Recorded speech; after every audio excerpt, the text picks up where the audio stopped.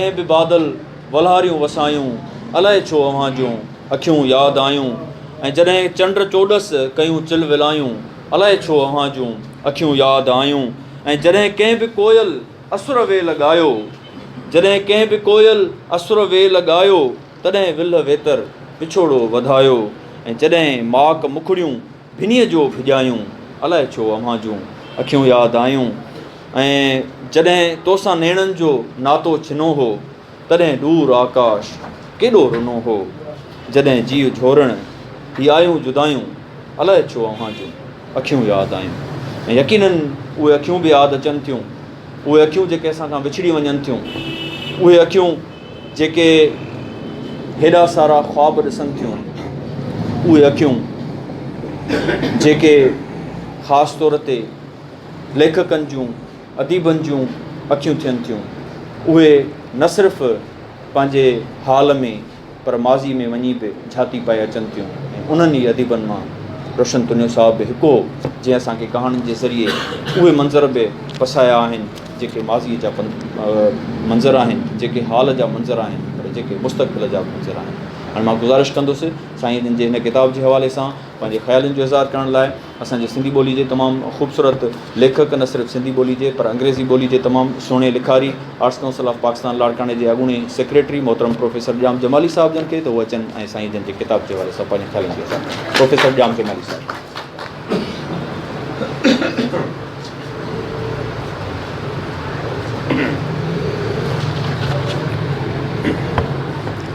काबिल एहतराम अमन सुल्तान खोस साहब, माय डियर ब्रदर, साईं डॉक्टर बशीर अहमद शाद साहब, प्यारो दोस्त मोहम्मद अली पठान साहब, ऐं सुहिणो मुतरजम या तर्जुमे निगार नंगर चनो साहब, जंहिंजी उर्दू जे हवाले सां तर्जुमा जेके मूं ॾिठा आहिनि ॾाढा मुनफ़रद ऐं तमामु ख़ूबसूरत आहिनि।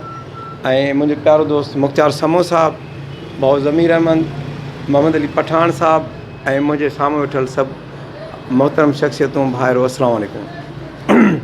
साईं, मुंहिंजा इहा हक़ीक़त आहे त जीअं सियासतदाननि जो सिलसिलो जेको हूंदो आहे त उहो मनफ़ी हूंदो आहे। जीअं कंहिं साज़िश या कंहिं अमल जे करे का शइ या समाज में तब्दीली अची वञे त उनखे उन सियासतदान खे गेम चेंजर चवंदा आहिनि। पर असांजा अदीब जेके आहिनि उनजो पॉज़िटिव किरदारु आहे। उहे जेके आहिनि उहे माइंड चेंजर आहिनि, उहे इंसान जो ज़हन तब्दील कंदड़ आहिनि। साईं रोशन तुनिया साहिब जी कहाणी, ॿियूं कहाणी तमामु बहितरीनु आहिनि, पर हिकिड़ी कहाणी जो मां ज़िक्र ज़रूरु कंदुसि, उहा आहे ख़ुदकुशी। ख़ुदकुशी एॾी ख़ूबसूरत ऐं बहितरीनु कहाणी आहे, छाकाणि त उन में हिकिड़ी ॿ ॻाल्हियूं आहिनि जेके हिकिड़ो मां सम्झां थो जंहिंमें किरदारु आहे पर उनखे ज़ाहिर न कयो वियो आहे, पर मां सम्झां उहो उस्ताद जो किरदारु आहे, जंहिंखे असां सिंधी में आम माण्हू चऊं त बाबा सुकी पघार, उनखे को ॿियो सोर्स न हुजे, ॿियो ज़रियो न हुजे, ऐं महदूद वसीला जंहिं ज़रिए माण्हू पंहिंजो गुज़ारो करणु या पंहिंजे ख़ानदान खे संभालणु ॾाढो ॾुखियो थो थिए। ऐं उहो माण्हू जेके उनजी दाल बीमार आहे, उन जे इलाज लाइ बचनि खे पालण लाइ जॾहिं अदियतूं ॾिसे थो, तकलीफ़ूं ॾिसे थो, माली बहिरान ॾिसे थो, त हू मजबूर थो थिए त मां जेके आहे ख़ुदकशी कयां। पर ख़ुदकशी कंहिं वटि कयां?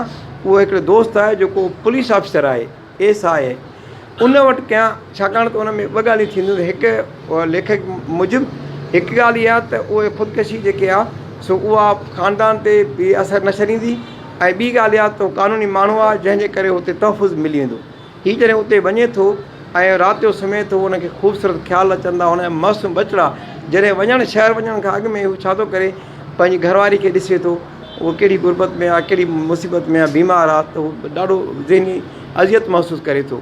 उनखां बाद में वरी जॾहिं बचिड़ा आहिनि उहे जॾहिं अचनि था ऐं हुनखे बाबा बाबा चवनि था ऐं चवनि था, ख़्वाहिश कनि था बाबा तव्हां शहर वञो था, का शइ असां लाइ तोहफ़ा वठी ईंदो।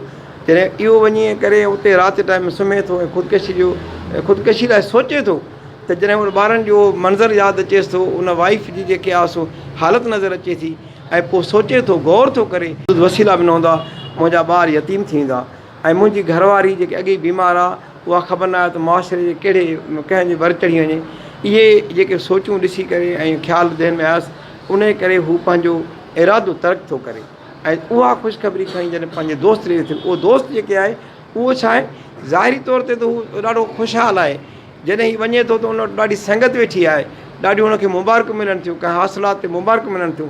उहो दोस्त पुलिस में एस आहे ॾेखारियो वियो आहे, उनखे ॾाढी मुबारकबाद ॾिए थो ऐं ज़ाहिरी तौर ते बि ॾाढो ख़ुशि थो थिए। पर उहो दोस्त हिनखे बाद में उदास नज़र थो अचे। हीअ उनजी उदासी बि पंहिंजी उदासी महसूसु थो करे, चए थो इहो शायदि हू उदास न आहे, पर मुंहिंजी उदासी जेकी आहे, मुंहिंजी कैफ़ियत आहे, उहा हुनजे अखियुनि मां नज़र अचे थी। जॾहिं राति टाइम में जॾहिं माना काफ़ी वक़्त खां पोइ जॾहिं फ़ैसिलो तर्क थो करे ख़ुदकुशी जो ऐं चए थो मां दोस्त खे ख़ुशख़बरी ॿुधायां, जे उते वञे थो त हू दोस्त तमामु क्रिटिकल हालत में आहे, तमामु माना सकरात में आहे। हीअ नौकर खे घुराए करे ऐं डॉक्टरनि वटि वञनि था, पर डॉक्टर अॻु में ई मरी चुको आहे।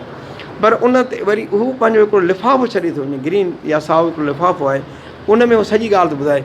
ॻाल्हि कहिड़ी आहे त उन में इहो आहे त हू पुलिस अहलकार आहे।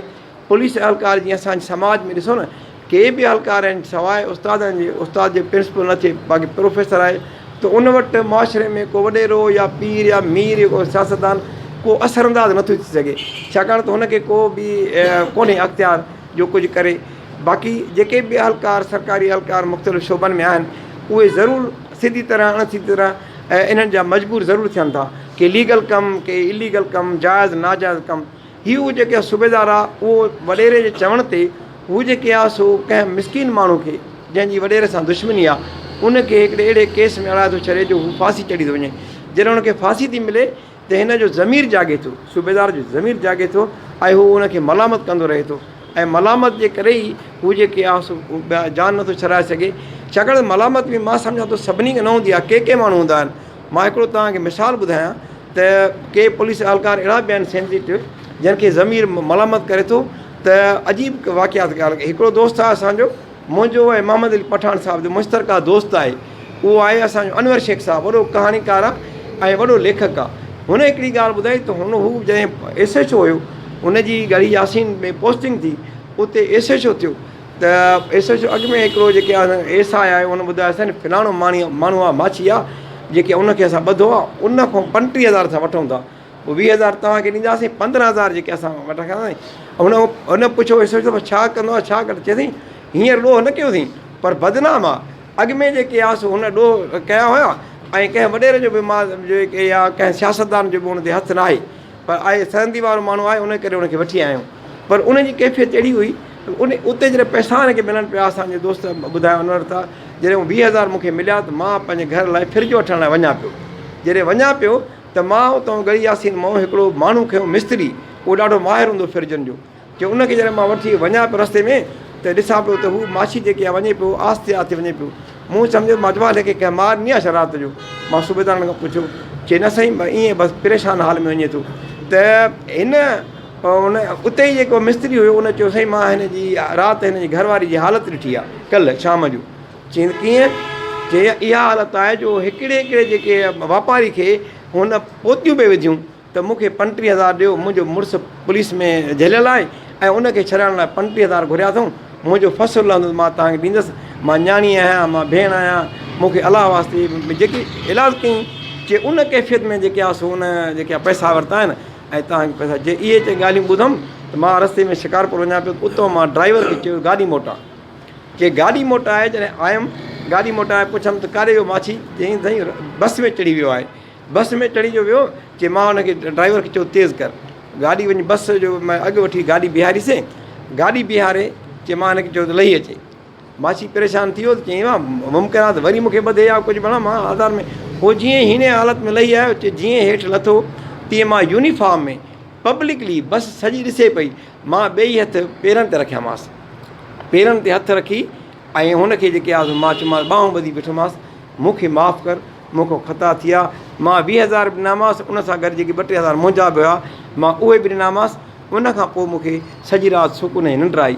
त हीअ सूबेदार ऐसा आहे जंहिं पंहिंजी ख़ुदकशी कई आहे, उनखे ज़मीर मलामत कंदो रहे पियो, छाकाणि त हुन बेगुनाह माण्हू खे सदा ॾियारी।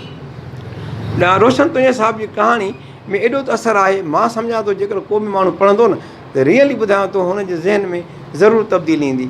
ॿियूं बि कहाणी ॾाढियूं ख़ूबसूरत आहिनि, वधीक दोस्त हिन ते ॻाल्हाईंदा। तव्हां सभिनी दोस्तनि जी महिरबानी, थैंक यू वेरी मच।